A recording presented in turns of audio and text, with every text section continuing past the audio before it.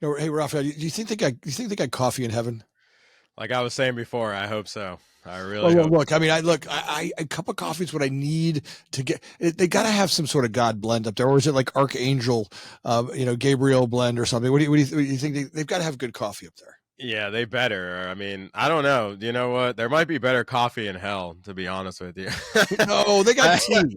No, I down don't at, know. they got tea in hell. Like down there, you got to Devil's take that blend. little bag. You got to take that little bag. You got to choke it out with that little string. There's that tea is like a hell thing. You got to choke something out to get He's the out. tea, What about the devil's blend though? That sounds good though, right? no, that's hot sauce. I've got the Oh, Devil's okay. Blend hot sauce that It's will. hotter down there, so you could blend the coffee brews a little better. You got to think about that kind of stuff, man. Well, it could be. Yeah, it You could be. know. Yeah, this would be fun. Hey, I, audience. Yeah, There's definitely a few baristas that are living in hell right now. At least I hope so. That screwed up a couple of hey, coffee orders for me. there's a couple of baristas I think would go to hell. No, Yeah. all right. That's not true. I love my baristas. I love my Starbucks folks. I love those guys. Hey, audience, welcome back to the show. Today, I've got my good friend Rafael Weiss on, and look, we're a real estate mogul. He's really his real master of the development world, and always fun to talk to him about where the real estate world's going. His insights and wisdom in the real estate world is fun to be around. Rafael, welcome. Thank you. I appreciate it. I don't know about mogul or any of that stuff. I've gotten to first base a couple times. Let's not get too crazy, but Hey! doing We're not all going to right. talk about your after hours stuff, but yeah. So we were talking a little bit about where do we see real estate going. Nowadays when you're out there picking sites, you guys are doing deals all over, Yeah. and demographic modeling, all that stuff's really starting to change a lot. Let's talk a little bit about where that's at and what you're seeing. Kind of what you're using and seeing. I mean, yeah, the way I pick sites, I don't even do it the old-fashioned way anymore. I've completely changed the way that I choose a site now because of the platform where I develop sites, obviously. So, back in the day, I would, try to tie up a piece of land that I thought just looked like a decent piece that I thought tenants would be interested in going on that piece of land, and then cold called and tried to find out, hey, is this, are you willing to go here, are you guys in the market, did you sell a franchise? But yeah, now I just go on my website sites and I see exactly where that tenant wants to be in that market, and then I'll get a piece of land under contract right there. So it's the reverse for me now. Well, it's kind of amazing.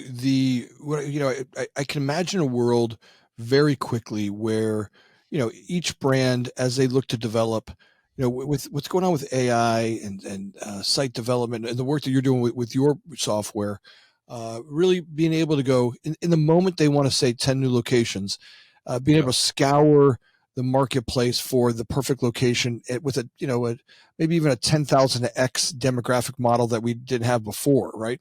Hmm. Yeah, I mean, it's getting crazier and crazier every day.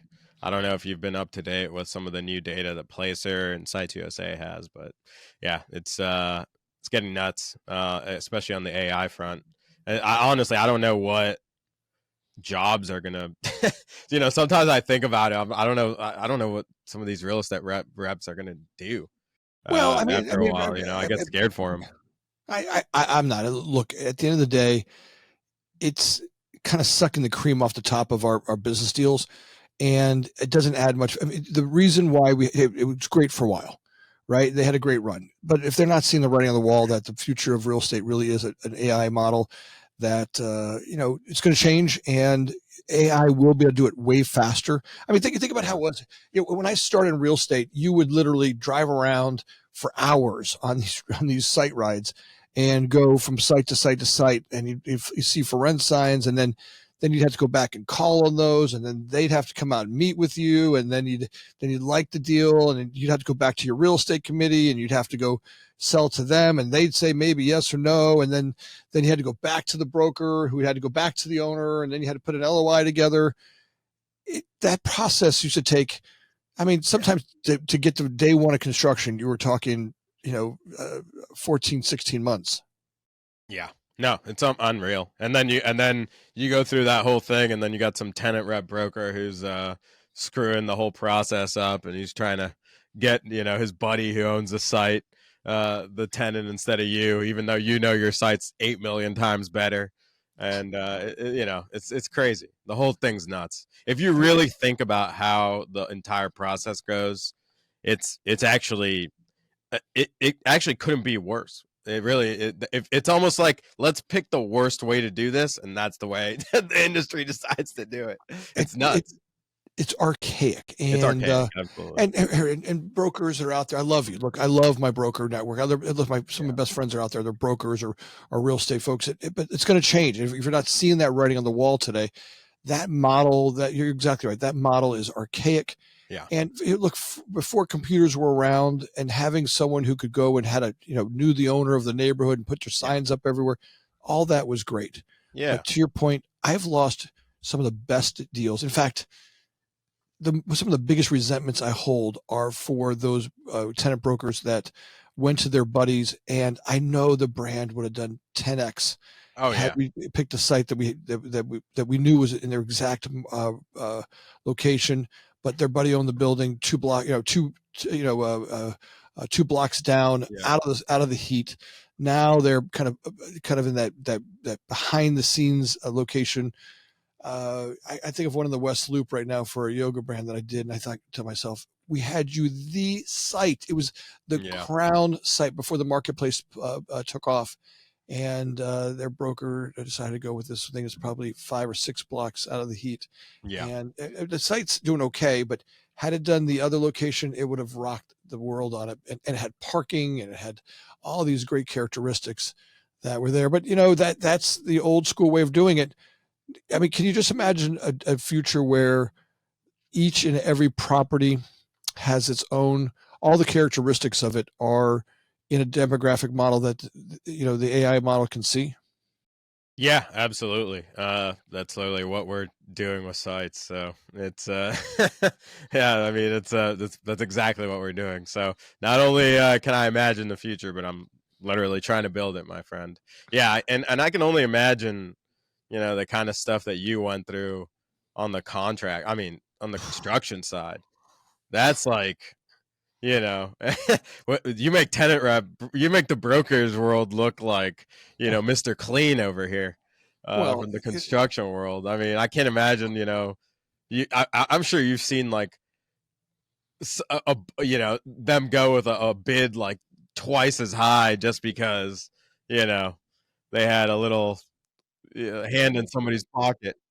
or even worse, sometimes I'll get someone to go twice as low, and they think they're getting a deal, and Ah, yeah, end up opening up months and months later. It costs them thousands and thousands more, right? Just being able to know the product. yeah, So I was talking to some folks the other day, as you start to look at the real estate model itself, and I know you're working on this on site. So let's get into what it means to be a site be digitally ready, right? Because the future will really require each and every site to be, think about this. AI has no eyes, right? right, There's no, it's not like you and I that could drive up to a site. The only way it sees it is if the site is digitally designed, right? If it's yeah, got a digital floor plan, if it's got a digital site location, if it's got all the digital information about the demographic model and the locations and all the stuff in the trade area, right? And the more of that we can create, my judgment is the faster and faster sites will get rented and used because AI will be able to see it better. 100%. Yeah, and what we need for that to occur is we need the tenants criteria out there, and we need everything that that landlord has on that site all in one, and we need to be able to match those two together, and that's where the AI component comes in, right? So essentially, you have to create a matching tool. So what we're doing is we're loading up our database with a ton of sites, and then we're also getting all of the tenants criteria on there. So essentially, we the second that there's a match that occurs in terms of a tenant looking in an area where we know an owner has a site that matches that tenant's criteria, we put two and two together, and the deal's already done, right? Because what was the ambiguity before?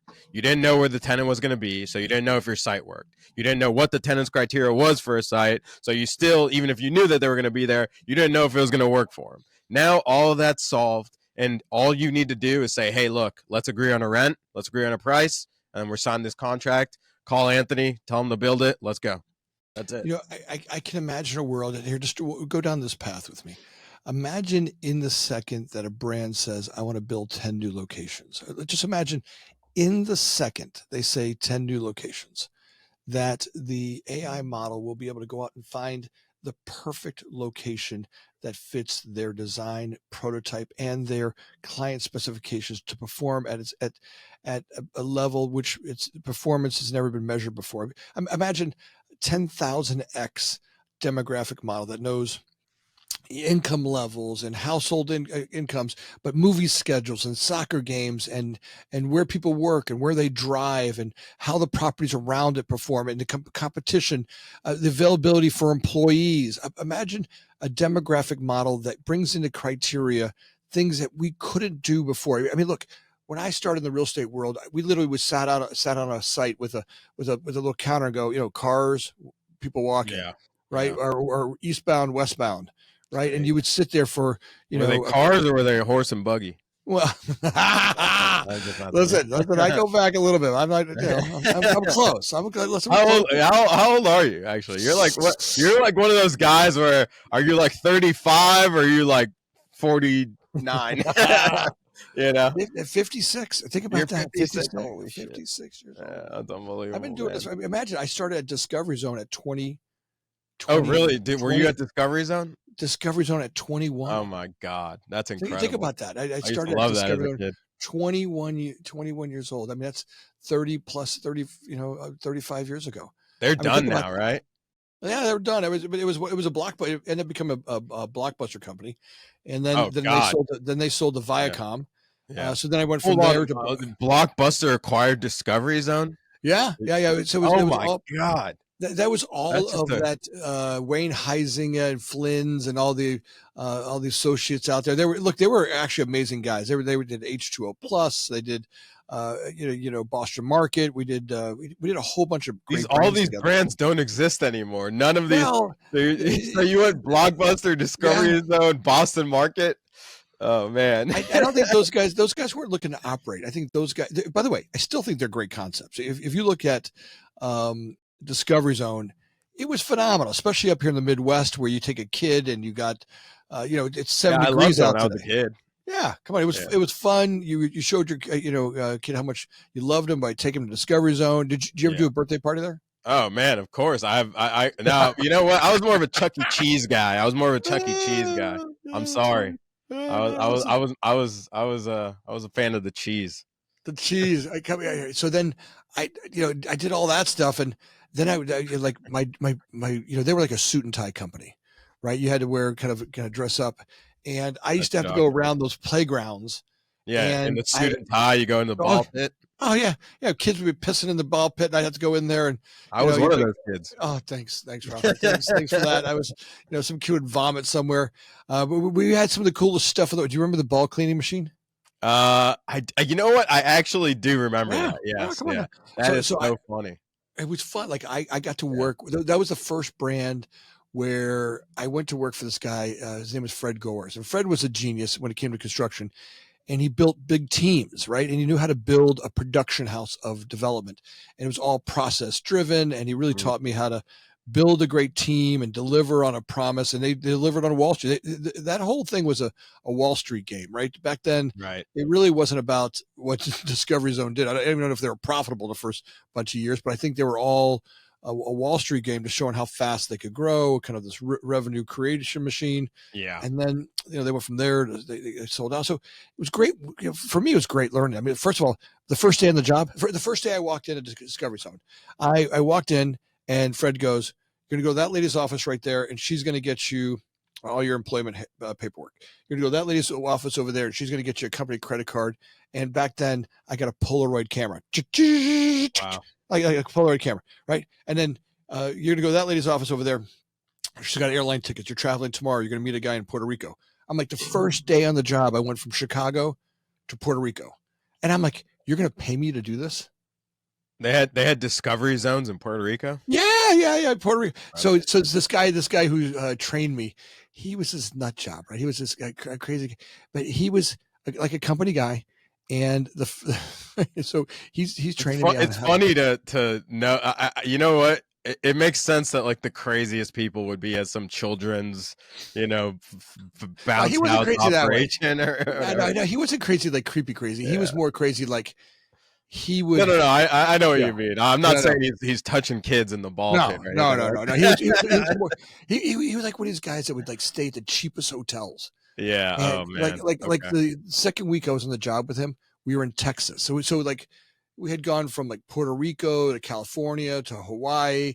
We were in Texas. And this is like week 2. We go to dinner, we come back, and we were staying at a traveler's lodge. And someone Nice. had been shot in my parking lot. Oh, beautiful. And That's I the go back value we there. pay for. Yeah. I walked in, I'm like, uh, um, uh, and I called Fred. I go, hey Fred. I called him. I go, hey, there was someone shot in our parking lot. I don't feel real comfortable at this hotel. He goes, where are you staying? I go, we're at this traveler's lodge. He goes, what? He goes, yeah. He goes, well, you have $115 a night. Back then, $115 a night was like $500 now. Yeah, that's big But money. he's like, why are you staying there? I'm like, well, this guy's telling me I have to stay at this hotel. He goes, no, never stay at a hotel like that again. You're I almost went back to punch the guy. I'm like, you made us stay at this hotel. Well, like the hotel had like ashes around the baseboard where the vacuum cleaner couldn't get to it. Oh, Right nice. back then, people smoked in rooms, and it was, Oh yeah. oh yeah, Yeah, and the bed bugs too. You can't forget oh, those. yeah. Those come free of charge, no extra fee. But I was Yeah. 20 years old. I was 20 something years, 21, 20 Hey, years I old. get it, man. I when I hiked the Appalachian Trail and I stayed at the worst. I mean, I like walked to these hotels. I was staying at Days Inns and honestly, like if I got a Days Inn, I was happy. Most of the time, you were at hostels throughout the whole thing, and like it's like I mean, you can only imagine. These are like people living in the woods for a week. It's their first bed that they've got into in like 10 days, no shower, nothing. So, yeah, Yeah. the Days Inn was like the Four Seasons. So let's go back. So we were talking about real estate, digital performance, right? So Yeah. going back to kind of that conversation around, uh, imagine in the moment that they want to grow the brand, being able to go and find the best sites, and in that same moment, being able to take their prototype and site adapt it to the site. Now, the only way that's going to happen is if the characteristics of that property are 100% digital. Now, Yeah. different digital than are today. And people are like, well, the landlords aren't going to pay for that. I'm like, look, landlords will be paying for that because AI won't be able to pick their location unless each of these properties are digitally seen, right? I mean, just imagine AI can't see it, right? It Yeah. won't be able to pick the location or the model to be able to site adapt it. Mhm. And I believe the real driver for really where I keep telling people in the real estate world, they keep, well, what should I do? What should I do? What should we do in AI? I'm like, look, stop skating to where the puck is now. Be the Wayne Gretzky of the world, right? Be the Right. one who skates to where it's going, right? He always, Wayne Gretzky used to always say, hey, I don't skate to where the puck is now. I'm skating to where it's going. That's why I'm so good at this, and why he was so good. And I think that's what we got to be thinking about in a real estate world. Look, at some point, the real estate owners will have to be 100% digital. And that means literally their base building, the design, the structure, all the components of the property, their land itself, the topographic model, the characteristics of the dirt and sand, all the utilities will all need to be digitally seen Yeah. so that the AI model can see it. And from there, it'll be able to site adapt to it. And imagine in the same moment that it does that, it'll be able to build the building, order the material, design it, permit it, all simultaneously in seconds. And what I believe, on the other side of this wall right here, I've got that sign that says from dirt to dishes in 4 weeks.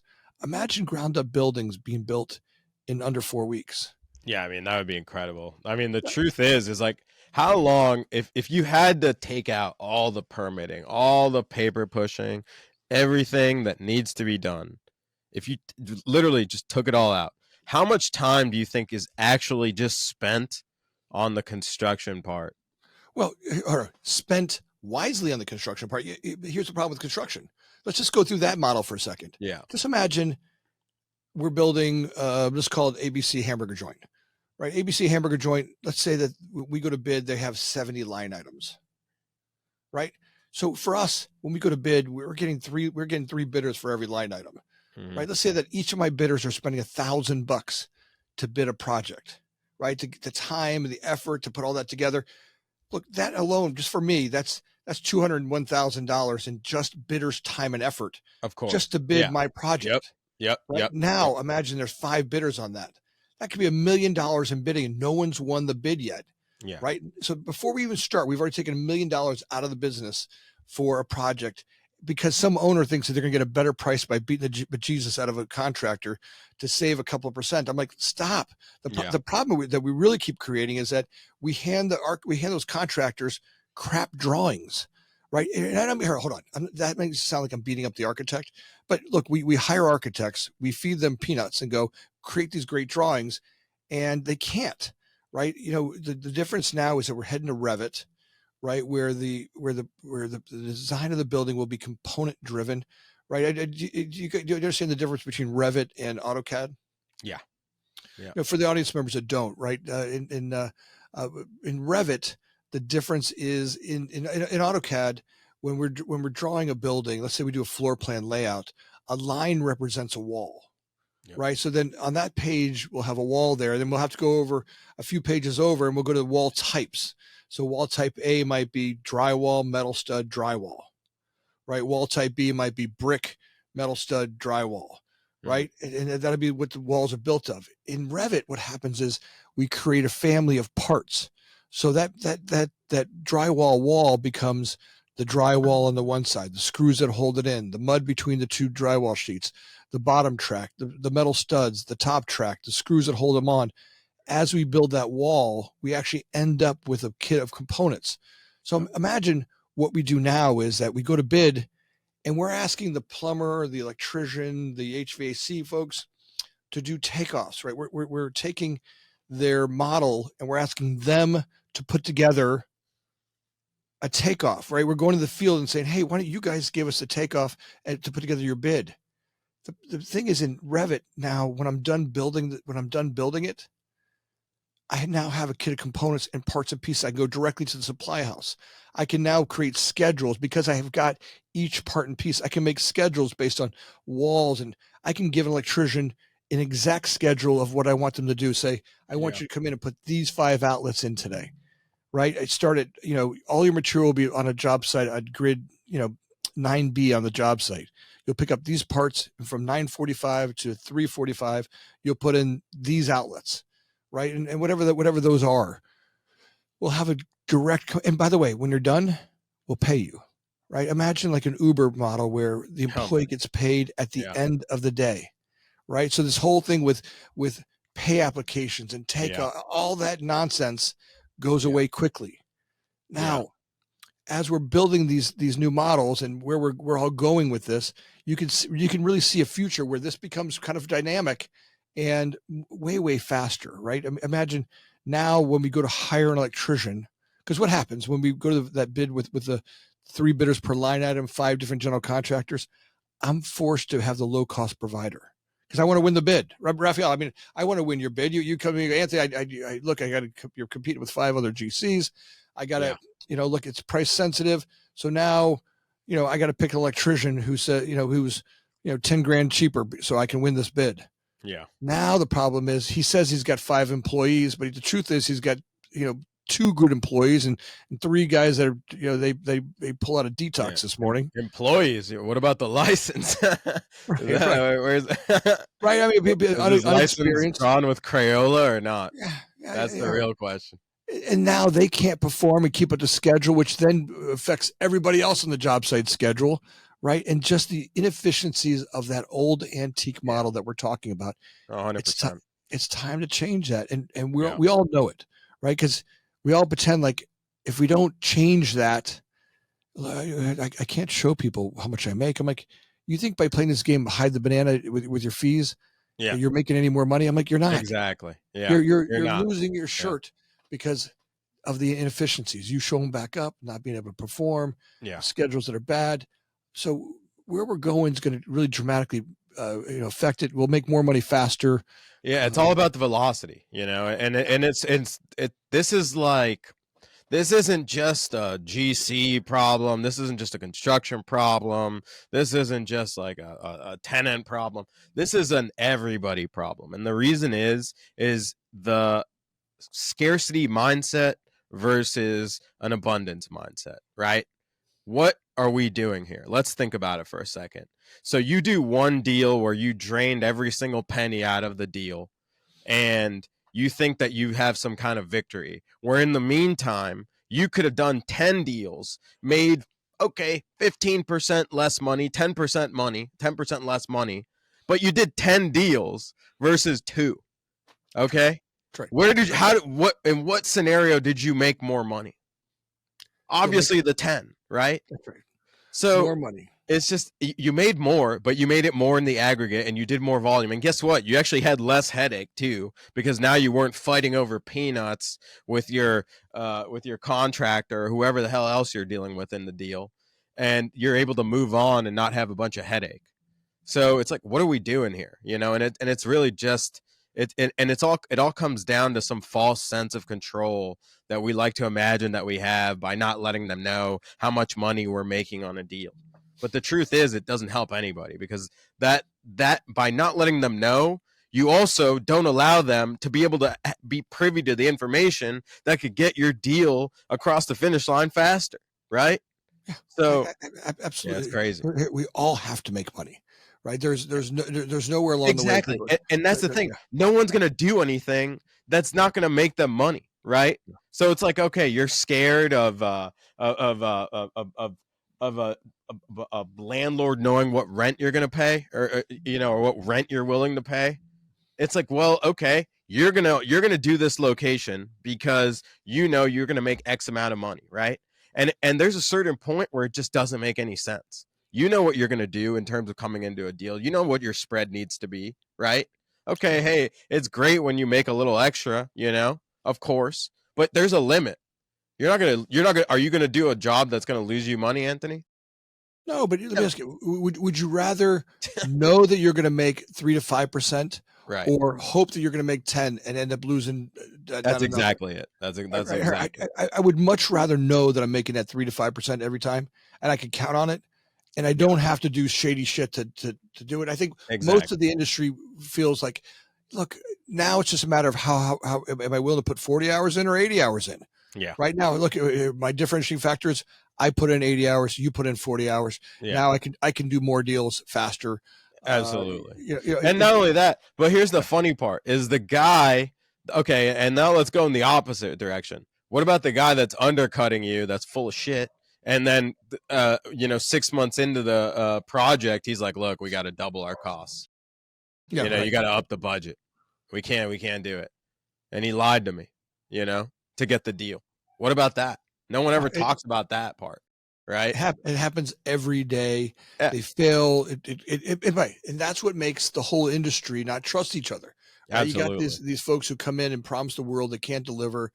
And, Rafael, I think that's where technology is really going to bring it to light, right? When someone says to me, hey, I can do your project, you can look at them and go, yeah, no, you can't. I can already see that you're scheduled for 5 other projects. Oh, and by the way, there you go. You only got 2 employees that are worth a shit because your ratings there. Yeah. I mean, where both the customer, the contractor, the real estate owner all get some sort of attachment to their actual performance. And, the whole goal is to be above board. And the more that we can really create, look, those real estate owners who can make their locations digitally, the clearer digitally as possible will get rented faster, right? Being able to show. Is there any marketplace that's doing that for construction right now? Is there anything? They're all trying. I mean, I just spoke in front of the Young Presidents Association. I'm like, hey guys, what you got to be doing right now is making everything you own digital, right? I mean, they're like, well, what do you mean by that? I'm like, look, every site that you have, the more digital that you have. And I say, let me give you an example. I interviewed the Canadian Lumber Association not too long ago for the podcast. And every piece of wood coming out of Canada this year is got a chip on it. Think about that. They now know that from the time they cut a tree down, as it goes through the mill, all the way through the production. Oh, you're saying like an actual like electronic chip. A chip where they can track every piece of wood. They now know that in order for AI and the digital world to be able to schedule faster, production fast, everything about it, the more we can track, the smarter and faster, and the more often it'll be used, because digitally they can see it. Right? Imagine AI can't see a piece of wood that's sitting right in front of you unless it's got a digital footprint. Yeah. Right? That we know every aspect of how dry that piece of wood is, how long it was in the kiln, how long it took to get from the tree to the mill, from the mill into production, from the production to the Home Depot. Right? As we can track that piece of lumber, now AI can put together schedules that will be 10,000x what a schedule was before. I mean, most schedules you get from contractors, they're useless day 2, aren't they? I would say day 1, honestly, but yeah, I'll be honest. Hey, come on, you got to give us contractors a little bit. At least we start off with an idea, and then day 2 something goes wrong. But I mean, because it's hard for you're literally looking at all these moving parts that are happening so fast. The human brain can't comprehend all the changes that are happening that fast, nor can we communicate that to you, the developer, that fast. Imagine in the moment, every component as it gets tracked is instantly live. That schedule is a living, breathing being that is being tracked holistically. Yeah. No, 100%. No one's doing that within the construction. Or is there any program, any software, any marketplace? Not yet. Not yet. I mean, they're trying. They're trying. Who's they? Who's they? Autodesk is going after some pretty good stuff there because of Revit, and they're getting there. But I can't tell you how many times I've met with them and go, really, you guys are still not getting, you're not getting where it needs to go. And Revit is still such a heavy component. It's such to create the Revit model. It's still such a heavy weighted program that it's not that functional. They've got to do a much better job of being able to carry those components and the weight of, think about that. Every single detail of every part of the project needs to get spec'd out. Now with AI, the problem was before nobody wanted to use Revit because creating each of the components took so long. Right. I mean, so you think about every screw, every nut, every bolt, every angle had to get, modeled out. Well, that cost and weight of that, no one was paying the architect to do that work. But now with AI, that work is becoming a lot easier to do. And you're going to see that in 2025. You'll be able to see that Revit model. In fact, every component of the job site the vendors that sell the products will create the model and give it to the network. You won't be able to sell your metal stud or your drywall sheets or your mud compound unless it has all the digital components of the material, where it comes from, the time it takes to get there.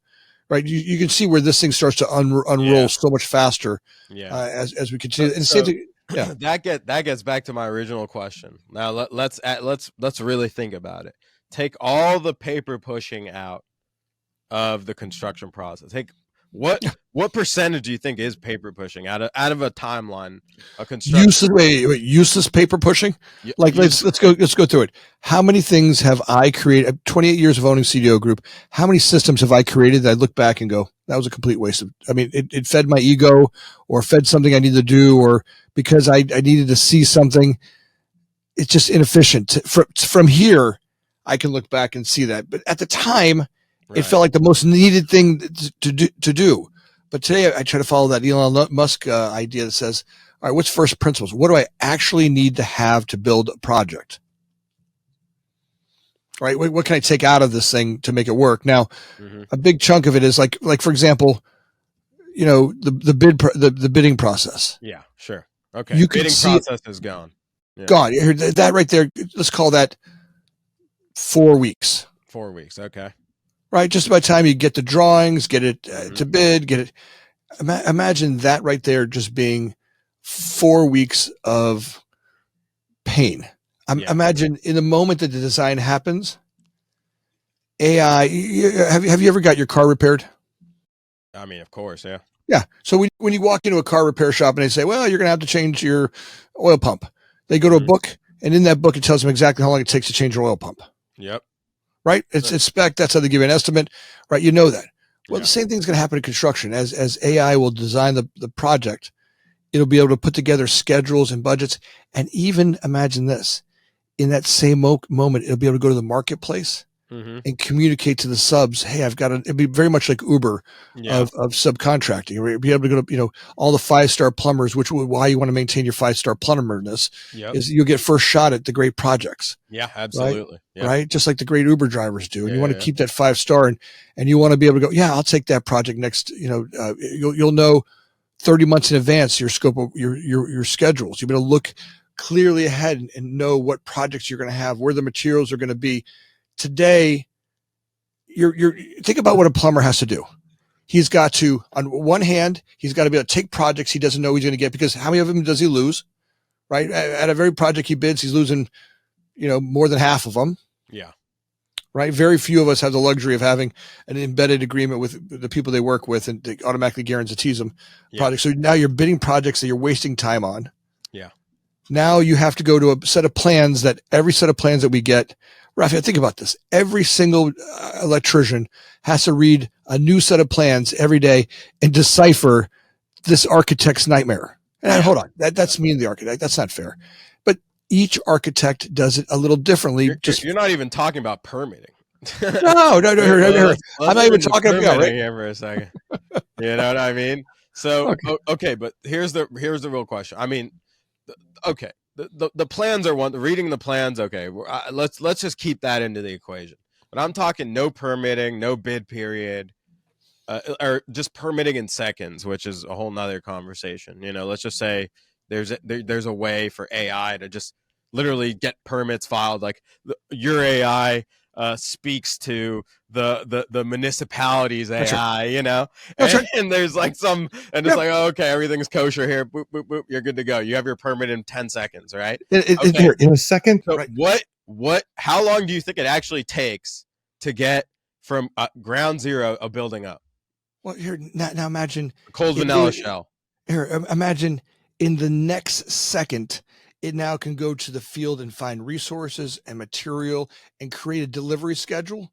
Mm-hmm. Imagine knowing the delivery schedule for a project for you're building a new hospital. Every day what materials you need where on the job site. Now let's just say like a Popeye's chicken, Right. Here, what do you think it would take? 4 weeks? 4 weeks. 4 weeks? 4 weeks. And I'm thinking that, you throw in robots that go 24 hours a day, 7 days a week, which are coming.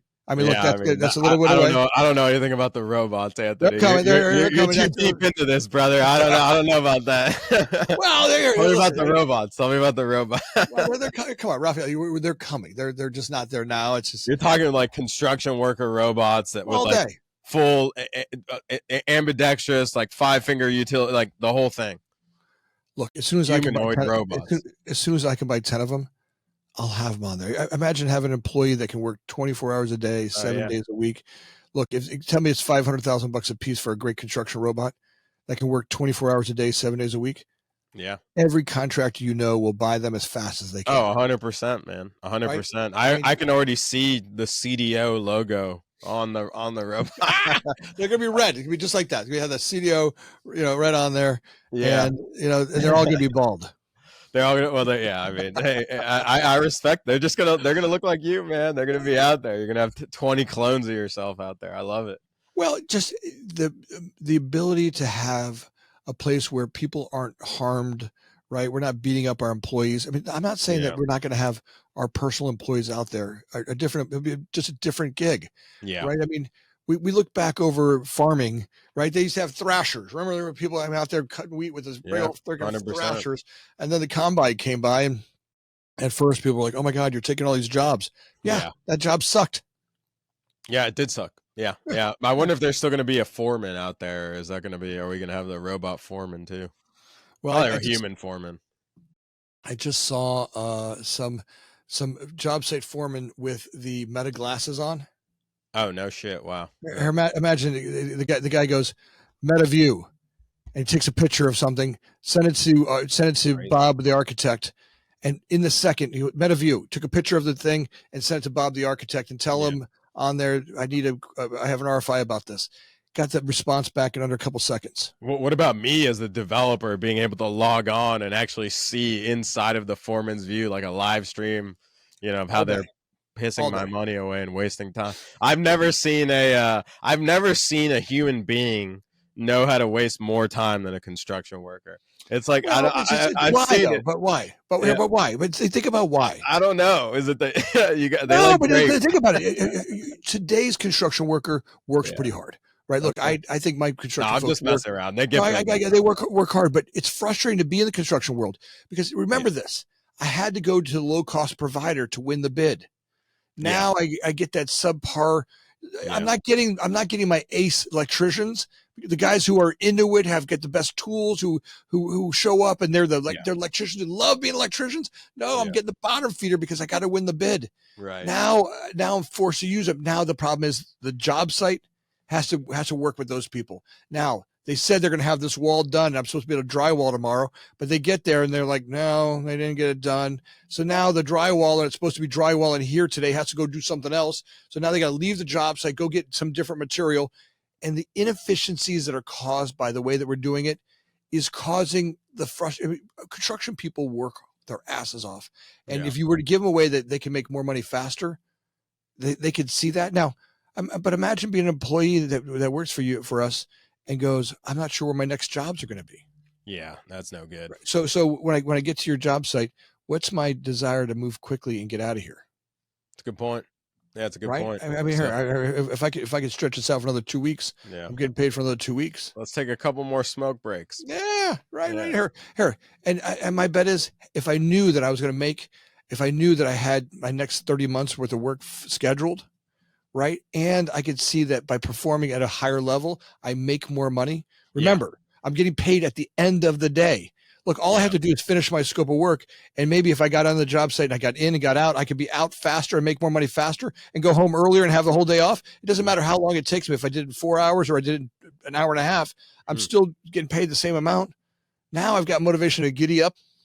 That's interesting. That is interesting. Yeah, if there was that incentive that a construction worker had to know that, hey, you get, maybe if they, it's not the end of the day anymore. It's like upon job completion. Holy shit, that would change everything.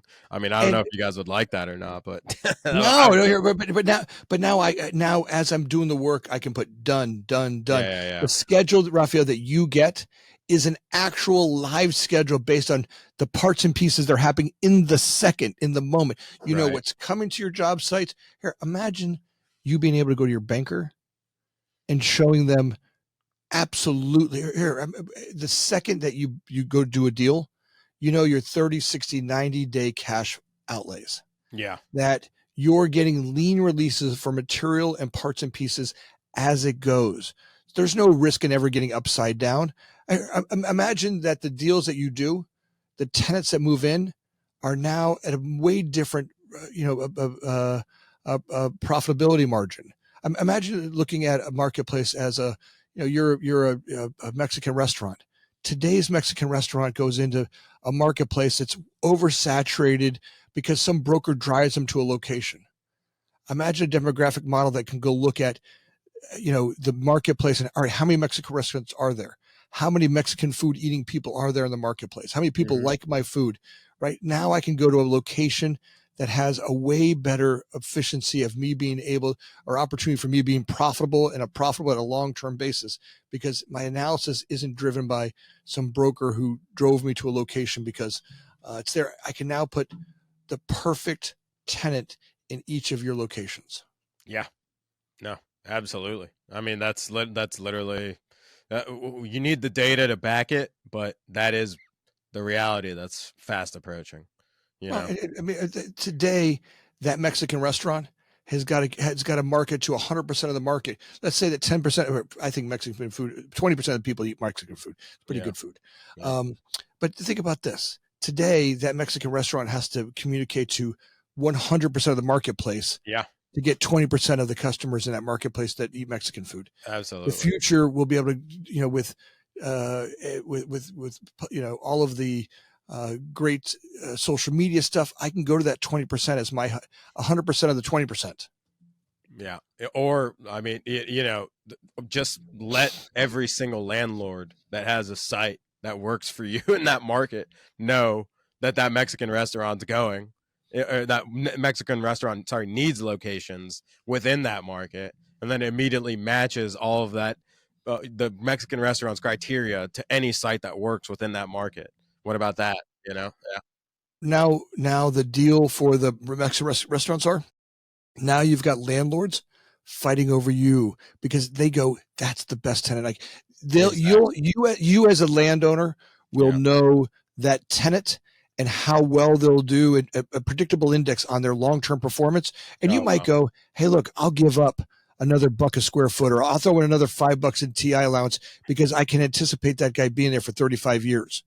Right here, you can now look at a marketplace based on the tenant from a whole different point of view. You now Yeah. know the tenant, not just from the food that they sell, but the ownership and their past performance and their ability to perform in your location over a long period of time.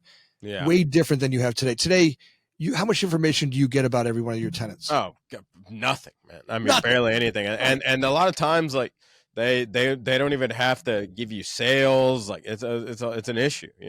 All I have is Moody's and the S&P. I just there's no real way outside of like high level credit tenants to know what the hell's going on with half these guys, and if they're private, and you just don't know. But yeah, that's interesting. I need to write that down. We might Well, have just to implement that into sites.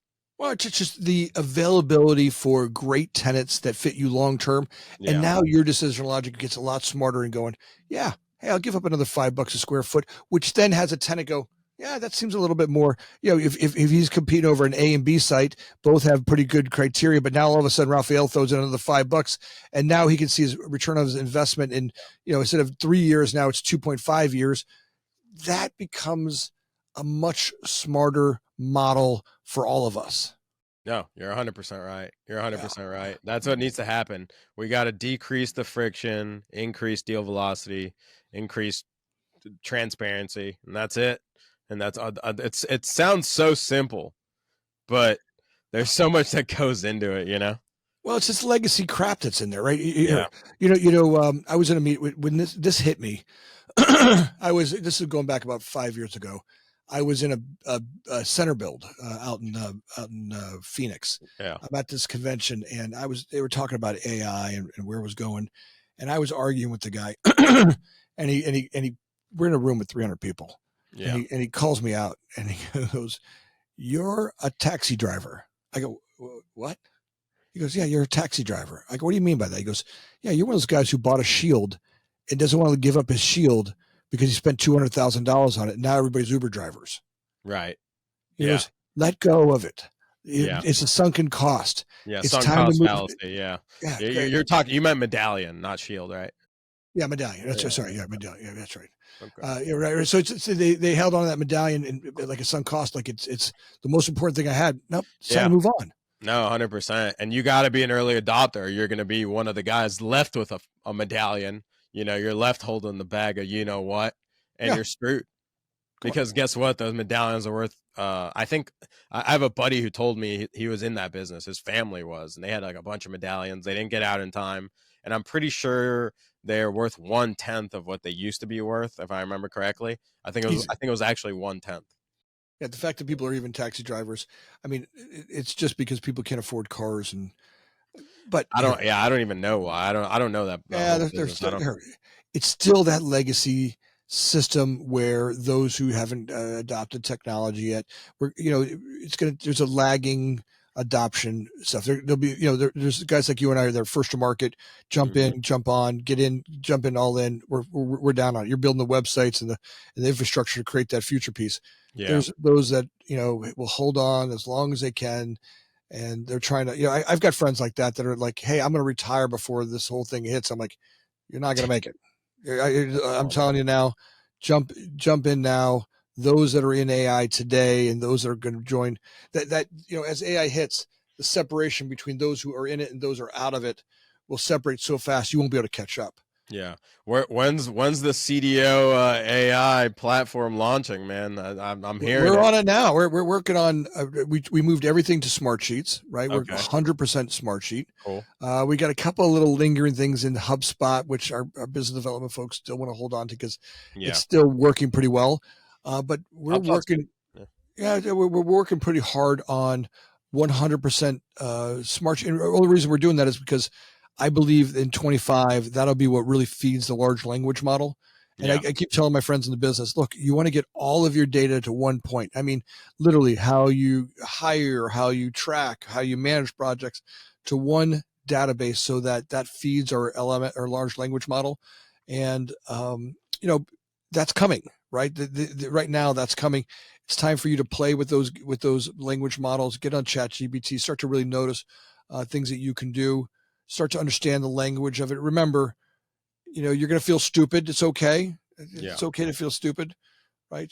It's part of learning something new. And but a lot of my friends are 56 and they're like, Jesus, I started when there was no computers. I don't want to change anymore. I'm Yeah. tired of Oh changing. I don't man. want, They're gonna right? get smoked. Yeah, you need the vertical construction model for that's what you need. You need the vertical AI for construction. I wonder like what an AI construction agent looks like. It's just so interesting to even think about, man. Think about scheduling, Yeah. bidding, communicating. There'll be tiers to it, right? Hmm. Imagine an AI model that can just go out to bid, right? Hmm. Just maybe we start with just being able to go, all right, take one of the platforms like Building Connected or our Blue Right. Book and be able to take the spec. We've been trying to find an AI model that can read plans. They're getting there. They're still there Yeah. until Revit really kicks in. Where everybody's Revit driven, all plans are Revit driven. But every meeting I have with owners, that's my preaching. Look, if Right. you're not working right now to move your model to your entire real estate portfolio, all of the projects that you're building, if you're on the landlord side or if you're on the tenant side, 100% have to be Revit driven. It's going to be a little bit of a hurdle, right? Look, that first 20% of them will be a little bit more expensive, but the volume on the back side of that, once the model's created, will go it'll be a tenth of the cost. Yeah. No, you're 100% right. It'll change everything. It really Yeah, will change everything. It's unbelievable. It's unbelievable to think about. yeah, it's kind of fun. Man. It's kind of fun where we're going with this whole thing, right? It seems like it, man. It's also a little scary because it's like we don't know what's gonna happen. We don't know who's gonna lose their ass, who's gonna make a ton of money. It's all just up in the air. It's a really a crazy time to be alive. But obviously, you know, there's been revolutions like this in the past. Like you said, what was it the wreath or what was it? So which one? You're talking about the farmers with the used to Oh yeah, the scythe, Thrasher. the Come on, the thrasher. guy Yeah, with the Thrasher that went from there to a yeah, combo. Imagine what exactly. it was like to be the first guy to see a car. Yeah, You're on stagecoach. Ah, yeah.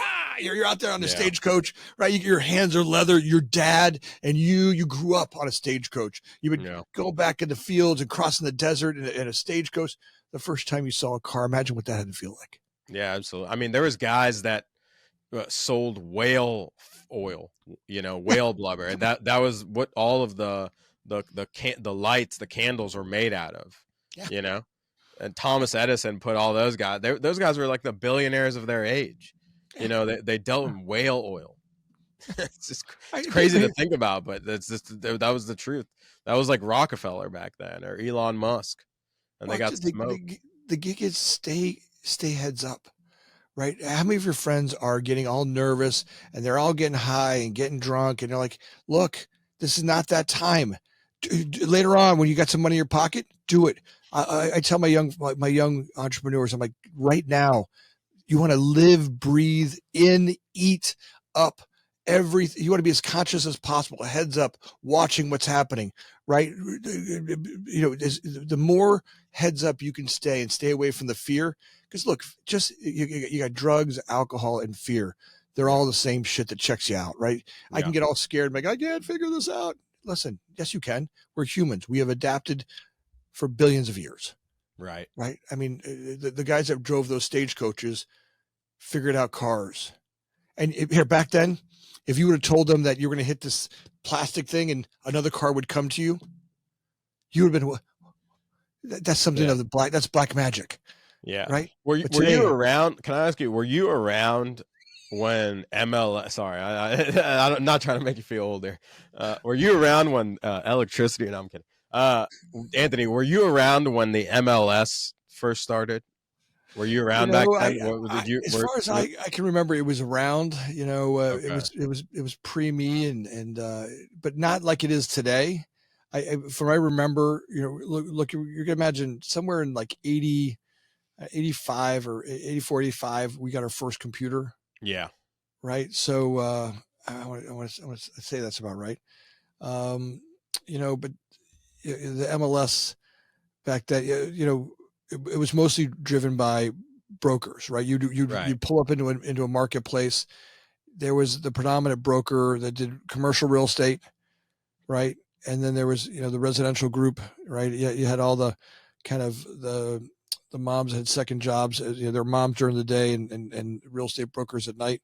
Right. Right. Right. So let me ask you, do you know if there was any like hesitation for putting a listing online? Do you remember, like, because Yeah. back in the day, you didn't want to put your credit card online. Do you remember those Oh, days when yeah. you were scared to Yeah. put your credit card onto a website?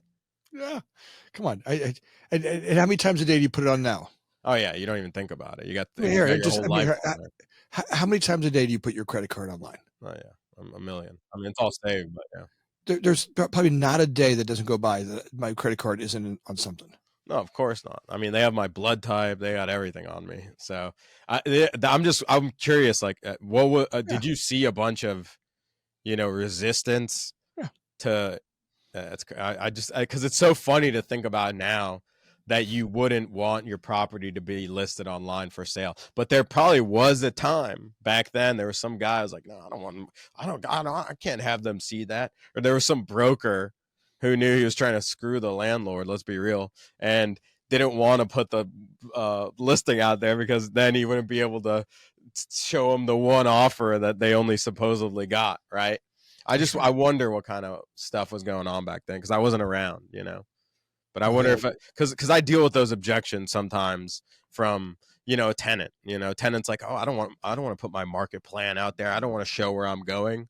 Well, What just if, here. What's the problem? Why doesn't a tenant want to do it? yeah, Because they get too much. What they're afraid of is getting the unsolicited thousands of calls from annoying brokers, absolutely, right? absolutely, Here, but when the system's able to weed out that, which we do. Yep. right, when the system's able to weed that out and Yes. boil it down to a criteria where you can go look at a ranking and go, Oh yeah. look, this is your number one ranking right now. You've got all your market criteria. This is your full work letter. Here's your Hmm. demographic model. Here's your TI allowance.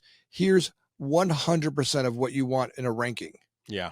right? Now you can go look at number 2, number 3, number 5. Maybe you go 5 levels deep. Great, but I don't have to go 45 levels deep and get all the minutia or the crap or just the open MLS listing, right? Exactly. Yeah. So the way we solve for that is we created a vetted network. So you can't sign up to get on sites. You're not just allowed on there, right? You have to be a vetted landlord. I vet every single person on the developer landlord side that comes in. We look at their history, we look at what they've done recently, so we look at their net worth. I'm even playing around with like having them give me financials and stuff like that, but that's for another tier where you're at like the highest level where you could see guys like the Chick-fil-A's and the Walmarts and stuff like that. But we do have a way right now for tenants to hide who they are. So essentially they just come on, share their market plan, but they're a hidden tenant. So they say, okay, we're a QSR tenant. Okay, we're a Mexican QSR tenant. Okay, we're a C store, but they don't say who, right? So then because they're worried about their competition knowing where they are.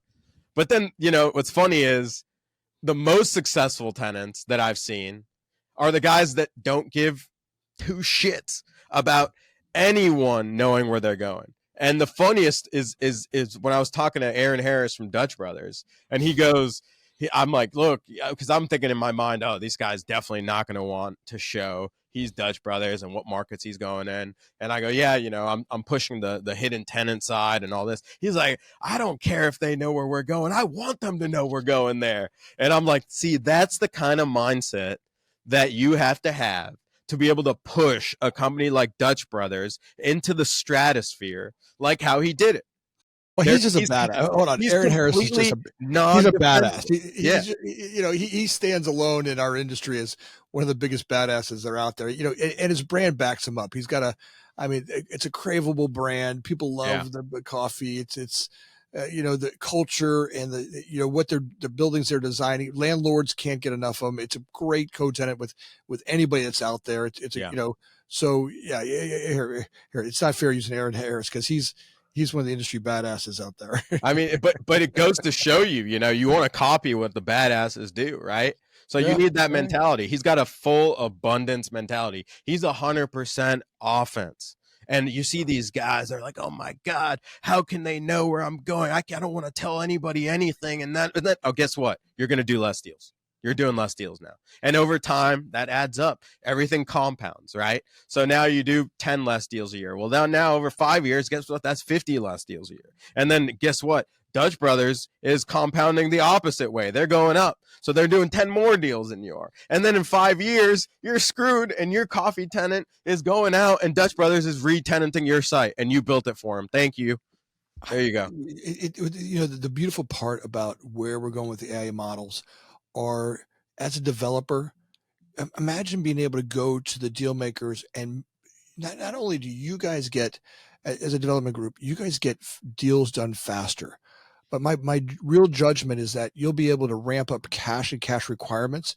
You're able to see that easy. The biggest problem we have in the development world is that you don't want to go build a site for a tenant and then turn around and find out it's 40% more. The model doesn't work for you. Oh, yeah. Right. I mean, you go to build it and you're like, I thought I was going to have, $1 million in this property to, turnkey one of their deals for them. And hey, by the way, the tenant's going to give me 10% on it. But if it goes from $1 million to $1.4 million, my whole model just fell apart. Oh, 100%. Yeah. Right. But a future where that mistake happens so infrequently that you can trust the model, because we're taking all the speculation out of it. Most of the cost in construction, most of the time constraints in construction is that we have to overcompensate for the mistakes that we have in the business. Mm-hmm. That just imagine this. Right now we have a painter who needs to go bid a project. He goes on your set of plans and he goes, well, see, that's 1 gallon, 2 gallons, 3 gallons, 4 gallons, gets 100 gallons. And he goes, well, I'm probably wrong. Let's make it 200 gallons. And he goes, I need to make a profit. We'll call it 300 gallons. Yeah. Right. As opposed to, imagine having a Revit model where I know exactly what the coverage is on a paint specification. Right. Here's my primer. Here's my coat. And by the way, I can also set up a schedule that knows my painter is going to show up here and he'll paint this wall and then this wall, and that'll take 4 hours. Yeah. And then I'll paint this wall and this. I can look at a schedule and a model that will make sure the painter is making a reasonable. Remember, I'd much rather have a guaranteed reasonable profit than some miss on an exaggerated profit because 100%. The job site's not there. I mean, all of us, I think, are in the same spot. And if my painter wants to go, hey, I want to make some extra money, I'll work 12 hours today instead of the 10 hours today. Beautiful. Or 8 hours today. I'll put in my 12 hour. I'll get another 50% more. Yeah. And now I've got bonus money to take my wife on vacation to Cabo. There you go. Yeah. And then we're all making more money because we're all doing more deals because we don't have to sit around and waste time. Right. And that's it. And those guys who do that well will be in great demand. Those guys and gals, because think about this, it also changes the marketplace. 100%. Right now, it's open to anybody that's in the industry. We don't have to have. It's not a male-dominated business. It becomes a people-dominated business because, look, we can now spread the load out because we have materials delivered where we want them. We can now look at, anybody can do that work, right? I don't have to carry 16 bundles of pipe in. I can have it delivered to the job site right next to where I'm going to be working, right? The way that I can spec and manage the construction world will spread the people out, the number of people that can have access to it. Here, imagine this. Imagine as the AI being able to pick products from around the world, right? Just to think about the availability of products that work for your deal that are cheaper, faster, more available, that can guarantee a production, specification match. No, I mean that'd be insane because then Right. imagine and then you could find the cheapest product all over the world at that given moment. In a second, in Yeah, 1 second, right here, right now. What happens to you if you go to design a building yeah, and it's over budget? That back and forth of value engineering is flipping painful. Because yeah, what happens as soon as you say, "Well, I'm gonna change the specification," what does the contractor say? Well, we yeah, got to go back through permitting again. yeah. No, of course, you're exactly right. Everything just needs to copy how efficient the stock market is, right? So, are you familiar with arbitrage? You're arbitrage trading, of Sure, course, sure. right? So it's like that's all this needs to be. It's just there's literally has to be 0 seconds for anyone to be able to arbitrage properly, and you're going to know everything that's going on in every market, and everyone's going to be able to maximize the value, and until the point is where they can fulfill the amount of money that they want to make on each deal, and then we're all just going to be working on how to increase the velocity of every single deal, and that's it. It's all just going to function like the stock market. Hopefully Well, we don't get too. It doesn't get too crazy, and we don't get like overvalued and this and that. no, but you'll be able to schedule in Yeah. sanity. Yeah. Now, I do believe the reason why why the whole implants are coming is that you can really quickly see a future where we'll meet our Peter principle, where we can't we as humans won't be able to grow any further, right? And without some sort of an implant, imagine a day where human beings can, in order for us to engage and to keep up with AI, we're going Yeah. to need to integrate with AI. And I think that's a whole nother conversation for where we're going Yeah. It's all with the about world. it's another interface. This is slow. Our fingers and hands are slow. Our mouth is slow. That's what I try to explain to people on these calls. I was just telling a guy earlier today.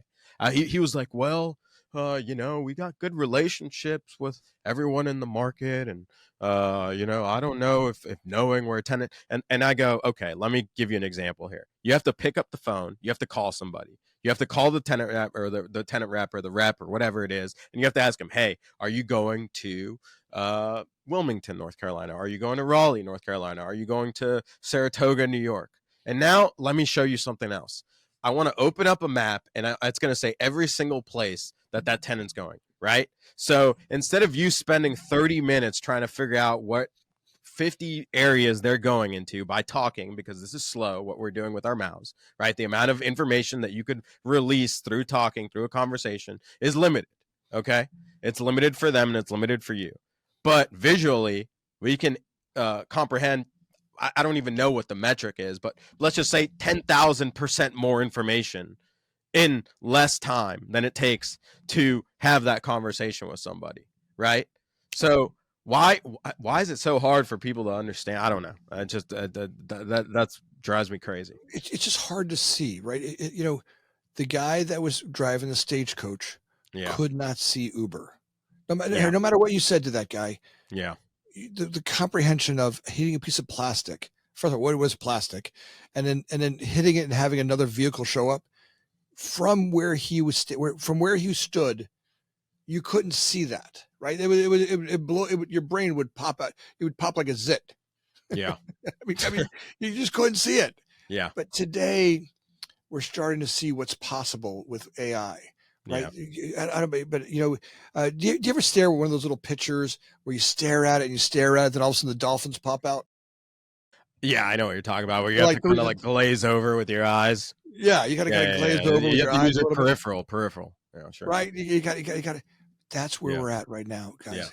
Glaze out with your eye. yeah, Spend some time in thinking heads up, right? Quit wasting time on the video games and the and endless hours of yeah, staring at a TV set, yeah, and start to really think about where and what's possible. yeah. Yeah, it's going to be awkward. Yeah, I feel stupid. Yeah, it's Oh yeah, okay. But the opportunities. This is like where they figured out, why small little countries like England and France and Spain yep, took over the world because yeah, they figured out shipping. yeah. You're 100% right. You're Right? 100% right. They, And they just figured out. Yeah. yeah, there's if you can predict the future, and this is the future factory, my friend. You will win the game. Rafael, So, listen, I love you, brother. Listen, I look forward to seeing you at ICSC coming up. yeah, absolutely. Yeah, we're going to have Absolutely. some fun out there. Let's get some fun dinner out there together. Yeah. Folks, I'm going to put all Rafael's stuff down below. Get involved in his website. You're going to help you get your real estate deals done way faster. He's on the spear tip of where the real estate world's going. Jump on that. I'll put all that contact down below. Brother, as always, love having you on and love talking about what we do and where we go with stuff. Absolutely. It was a pleasure, Anthony. You're the man. There's no AI that will ever replace you. All right. It's funny. I was actually making a movie. I've been practicing with movie making Really? with AI. Yeah, I've been practicing with it. It's not quite there yet. They ain't got the bald man down yet, but they're trying. Yeah, I could already see your face on like a super jacked body, just saving the world as a superhero. Hey, I'm in the gym every day. I know, brother. I see you. I saw you get the protein in Vegas. I'll never forget that. You ordered more meat to our table in Vegas than I think I've ever seen in my life. But what was the restaurant called again? What was that place? Wasn't it also? It was something like. It's something Factory too, wasn't it? Or am I crazy? Yeah. It was good. I forget. We'll figure that out. Yeah. Anyways, good times. Hey, audience, if you enjoyed our time with Rafael, take a second and, I noticed that last week had over 5,000 downloads. It was amazing. We broke the 55,000 subscribers on YouTube last week. It was great. We're blowing some numbers away, but I noticed that more than 65% of you weren't subscriber. You made it to the end of the show, but you weren't subscribers. If you could take a second and do that now, it helps us get great developers, great real estate folks like Rafael to come on the show and talk about what they got out there. So if you can take a second and do that now, it means the world to me and Alyssa and Joe and all the people in the background that put this podcast together for us. And I'd be grateful. And as always, thanks for being here.